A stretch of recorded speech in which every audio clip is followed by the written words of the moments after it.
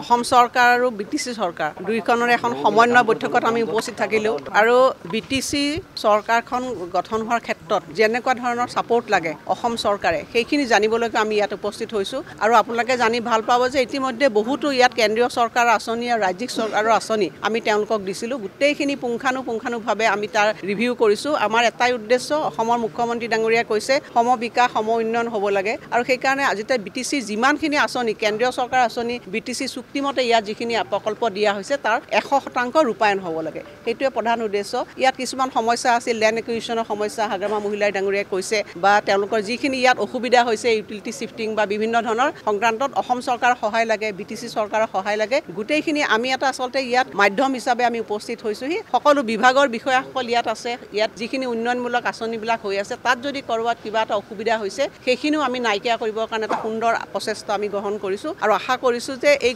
আঁচনিবিলাক যদি সম্পূৰ্ণভাৱে ৰূপায়ণ হৈ উঠে এখন সৰ্বাংগ সুন্দৰ বিটিচি হ'ব আমি নিশ্চিত অসমৰ মুখ্যমন্ত্ৰী ডাঙৰীয়াই যেতিয়া বিত্তমন্ত্ৰী আছিল তেতিয়াৰ পৰা আজিলৈকে অসমৰ বিত্তীয় অৱস্থাটো এটা অতি ভাল পৰিৱেশত আমি সৃষ্টি কৰিবলৈ চেষ্টা কৰিছোঁ আৰু আজি বিটিচি চুক্তিমতে যিখিনি তেওঁলোকৰ পুঁজি পোৱাৰ যোগ্যতা আছে আমি যিখিনি বাজেট দিছোঁ তাৰ পৰা আমি অতিৰিক্ত বাজেট আমি বিটিচিক দিছোঁ আমি আগৰ নিচিনাকৈ বিটিচি উন্নয়নত কোনো হেঙাৰ নাই আগতে কি হৈছিলে বিটিচিক বিত্তীয় ক্ষমতা মানে কি তেওঁলোকক বান্ধি থোৱা হৈছিল কিন্তু আজি আমি কি কৰিছোঁ তেওঁলোকে পাব লগা পুঁজিখিনি আমি দুটা ইনষ্টলমেণ্টত দিওঁ তাৰমানে 100% তেওঁলোকে ইকনমিক ফ্ৰীডম পাইছে আৰু তেওঁলোকৰ নিজা পুঁজি আহৰণ কৰিবৰ কাৰণে হাগ্ৰাম ডাঙৰীয়াই চিন্তা কৰিছে সকলোকে ভাল কথা যে বিটিচি তেওঁলোকে চুক্তিমতে যিখিনি পুঁজি পাইছে অসম চৰকাৰে যিখিনি পুঁজি দিছে তাৰ বাহিৰেও তেওঁলোকে নিজা ৰেভিনিউ আয় কৰিব পাৰে নেকি নিজৰ ভৰিত থিয় হ'বৰ কাৰণে চ'ৰ্চবিলাক তেওঁলোকে উলিয়াবলৈ চেষ্টা কৰিছে আমি সম্পূৰ্ণ ধৰণৰ সহযোগিতা আগবঢ়াইছোঁ ইয়াত বিভিন্ন ধৰণৰ চৰকাৰী বিষয়াসকলৰ ইয়াত পোষ্টিঙৰ সমস্যা আছিল আমি এটাকৈ পুংখানুপুংখানুভাৱে